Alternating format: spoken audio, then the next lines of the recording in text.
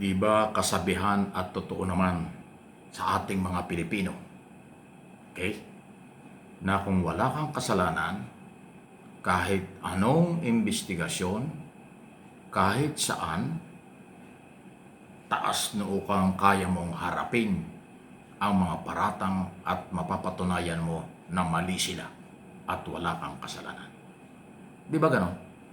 Parang malinis ang konsensya natin, malinis ang konsensya ng isang tao na inaakusahan kaya willing humarap at kayang harapin ang anumang klaseng investigasyon at kayang panindigan na siya ay inosente at wala siyang alam at kinalaman. Di ba ganon? Ito yung sinasabi ko kasi although sa aking opinion maaaring strategy nila yan, tingnan natin kung anong klaseng strategy yung ginagawa ng Office of the Vice President at ng pangalawang Pangulo ng bansa sa kanyang impeachment case or kaso, issue. Kasi mayroong ongoing na impeachment sa Committee on Justice sa Kongreso, ayaw niyang harapin. Kahit na meron siyang 16 na mga abogado at kino-question pa niya in public ng kanyang mga abogado ang proseso sa Kongreso. Meron pang mga abogado na sinasabing volunteer lamang, although hindi naman tayo naniniwalang volunteer lang yung mga yan. At wala daw alam si Sara nung magpunta sa Korte Suprema at humihingi ng temporary restraining order at kino-question at pinatitigil ang proseso ng impeachment sa Justice Committee ng Kongreso. Yan yung kailang mga galaw eh. O strategy yan, yun ang sinasabi yan. Legal daw na kailang plano yan.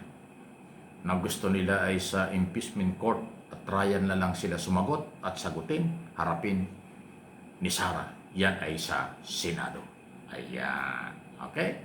So, nasa kanya yan.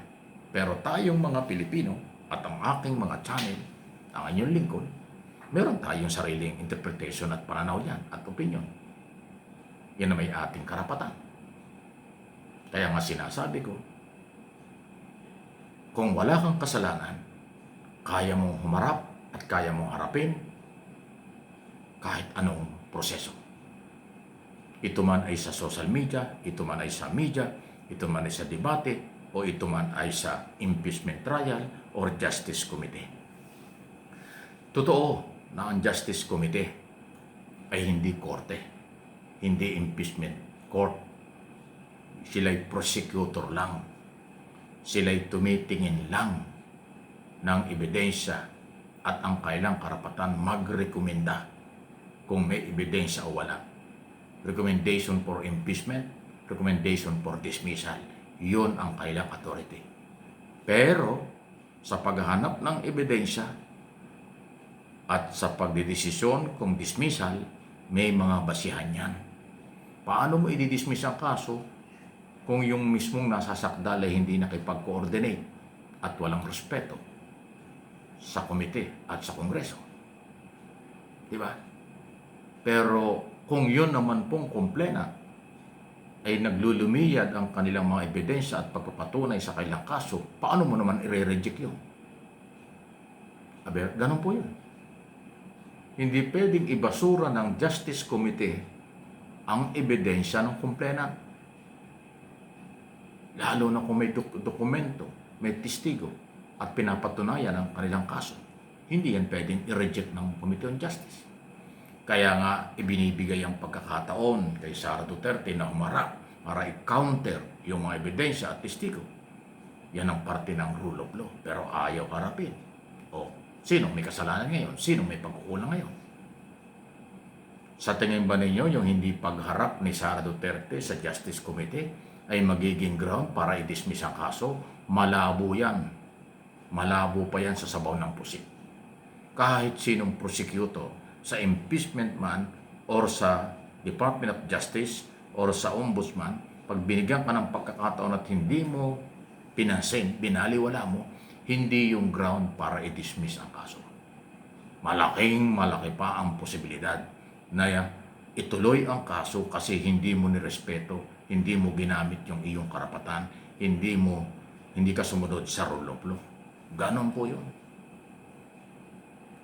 Diba? Di naman tayo nagmamagaling, pero itanong nyo sa nakakaintindi kung ano ba ang timbangan ng katarungan. Ano ba ang tamang pamamaraan. Diba? Parang away yan sa kapitbahay eh. Iniimbitahan ka ng kapitbahay mo, mag-usap na kayo. Kasundo na yung kapitbahay mo. Pero ayaw mo, iniimbitahan ka, ayaw kang dumalo, kinakausap ka, binabati ka, ayaw mo. Tapos gusto mo, ikaw ang masunod. Yung nagpapakumbabang kapitbahay mo at gusto makipag-usap sa'yo at makipag-ayos sa'yo, ayaw mong tanggapin. Tapos sasabihin mo, masamang tao pa rin, labag yung ginagawa ng kapitbahay mo sa iyong karapatan. Aba kalokohan yan. Biu-biu ka niyan. Ganon din ang proseso sa paghahanap ng katotohanan. Kaya nga may timbangan ng katarungan eh. Di ba? Kung sa tingin ninyo mali yung Kongreso, tama, nagpunta kayo ng Supreme Court. Di ba? Ang bahala na ang mga justices ng Supreme Court kung ang tingin nila hindi ibinigay kay Sara Duterte ang pagkakataon at ang kanyang karapatan. Yun po yun. O sige, sabihin natin sa Senado. Okay? Doon ang paglilitis. Tama yan. Doon ang paglilitis. Doon ilalabas ang ebidensya at testigo. Labanan ng testigo at ebidensya. Ayun, abangan natin kung yun ang gusto nila. So, ibig sabihin, yung kampo rin ni Sara Duterte ang may gustong makarating sa Senado ang Article of Impeachment. Iyon ang maliwanag. Maliwanag pa yun sa sikat ng araw ngayong panahon ng summer. Yung kampo ni Sara, ulitin ko, si Sara mismo, Vice President, siya yung may gusto, siya yung nagtutulak sa Justice Committee at sa Kongreso dalhin sa Senado ang Article of Impeachment. Siya yung may gusto nun. Kasi doon sila gustong humarap. Yan din ang sinasabi ng kanyang mga abogado. So pag nagdesisyon ng Committee on Justice, nagdesisyon ng Kongreso na ipasa ang Article of Impeachment, i-impeach si Sara sa Kongreso, huwag niyong sisihin ang Kongreso. Kasi yan ay kanilang trabaho. At yan din ang nakikita ko sa aking opinion na gusto ng pangalawang Pangulo. Huwag ma-dismiss ang kanyang kaso sa Kongreso.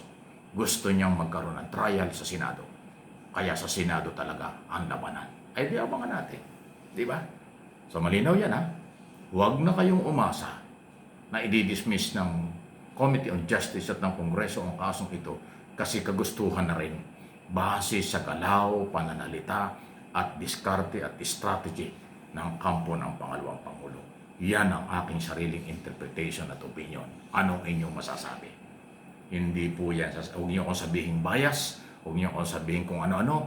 Yan ay aking sariling pananaw. Meron din kayo. Pero kung below the belt ang inyong mga sinasabi at comment, alam ko na kung saan nanggaling yan. Troll kayo or hindi nyo alam ang sinasabi nyo. Eh hindi ko napapatulan yan dahil hindi naman tayo bobo.